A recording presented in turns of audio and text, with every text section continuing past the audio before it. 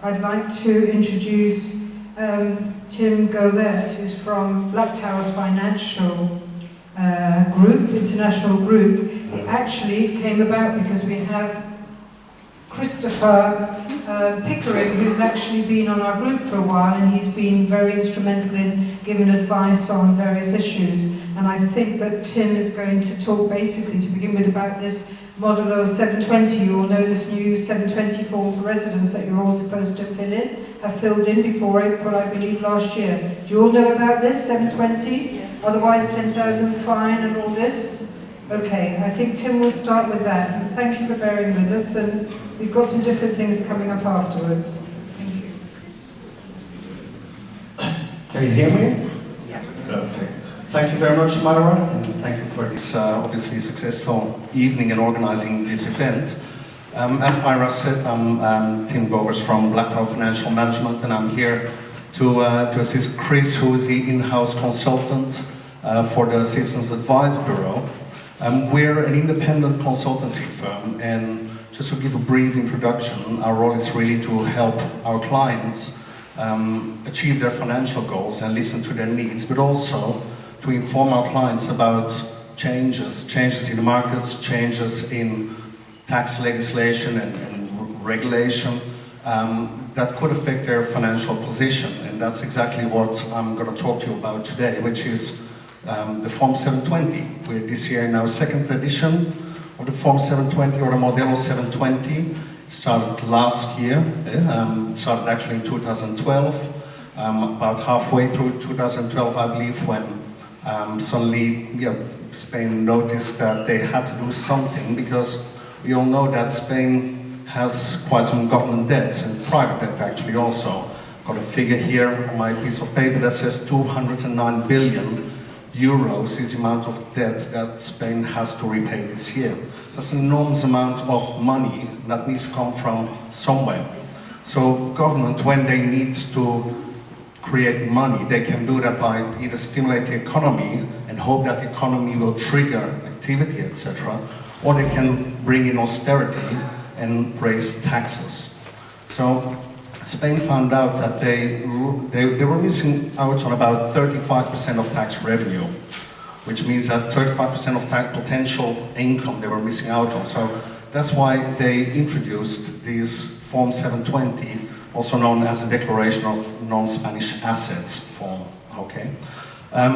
It started off first with an amnesty that they introduced in 2012, so they gave people the chance by November 2012 to legalize or to declare any hidden or undeclared assets by simply paying a flat 10% tax. After that, when the amnesty finished, that's when they introduced this Form 720, and it all came quite quickly. I've seen more changes in that respect over the past year and a half than the 8 years before that. So they introduced this Form 720 end of 2012 for declaration, normally deadline 31st of March 2013, but obviously because it all went very quickly, they were not really prepared, so they didn't have their form ready, which is why last year they extended the deadline to the 30th of April of last year. So what is this Form 720? It's a declaration of what you have. It's a snapshot. A snapshot as of the 31st of December, or the past year, of what you have outside of Spain. Okay, that's what it is. And they make the distinction between three different groups. They have cash, bank accounts, that's group number one.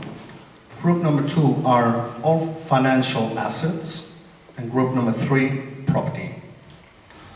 So when do you have to declare? Well, you have to declare if in any one of those groups the combined value of your assets in that group exceeds 50,000 euros. It's a combined value. Just to give you a few points on that. If you have, for example, two bank accounts outside of Spain, each worth 30,000 euros, you have to declare, because together it exceeds 50,000 euros. If you jointly own a bank account worth 60,000 euros, for example, outside of Spain, technically you each own 30,000 euros, but still, because you're shareholder of an asset over 50,000 euros, you have to declare. Okay, so that's for bank accounts. Group 2, financial assets. What are financial assets? Financial assets is very wide, but typically shares, unit trusts, or collective investment schemes, really life assurance policies are part of that. So again, if the combined value in that group exceeds 50,000 euros, you have to declare. Property is a bit different. For property, it's obviously difficult to state, okay, what is the value? So for property, it's a purchase price that is taken into consideration. Okay, so if the purchase price of your property exceeds, property outside of Spain, exceeds 50,000 euro, you have to declare. Okay, so who has to declare? Resident individuals have to declare. Resident meaning fiscal resident. Okay, resident individuals, resident companies, foreign companies with permanent establishments here in Spain, they all have to declare, they have to make that declaration. Non-residents don't have to declare, it's for residents. Now then we come to the residency issue, and I was told that Mara would do a session on this later on, so I won't go too much into this, but it's a conversation that we have a lot with our clients. I'm not a resident, I am a resident, but I'm still paying my my taxes in the UK. Well, that's contradictory, because for this form, for the tax office, residency means fiscal residency. If you're resident, you're fiscal resident, that means that you have an obligation to report your worldwide earned income and any gains or interest that you have on capital or on savings. You have to declare that here in Spain, okay? So when are you a resident? If you're spending most of your time here, 9 out of 10, you are a resident. So the 183-day rule is kind of standard across Europe. Okay, it's only when that's unclear that the next box or the box after the next rule comes into place. Your main residence, where's your center of economical interest? Where do you earn your money? What's your nationality? So there's a number of other parameters that come into the picture. But number one, if you're spending most of your time here in Spain, then you are deemed a resident. It's a matter of fact, not a matter of choice. It doesn't matter what you think, but it's really what the government deems you to be. Okay, that's very important going forward, because that's where the government actually caught up a lot over the past years. So that's for Form 720. So you don't have to report if you're not a resident, but you also don't have to make that Form 720 this year if you made the declaration last year. And if none of your assets in any of those groups has changed by more than 20,000 euros. Okay, so if you made the declaration last year and your assets have not changed, you don't have to make that declaration again, unless in any of those groups you have disposed of an asset. Bear in mind that this form it's not a tax in its own right, it's purely an informative declaration, but obviously the idea behind it is to have some form, some vehicle to cross-check with your tax return that you will have to do as a resident by the end of June to see if there's any potential taxable events that you have not declared. Okay. Okay, so what can you do if you did not declare? What are your options?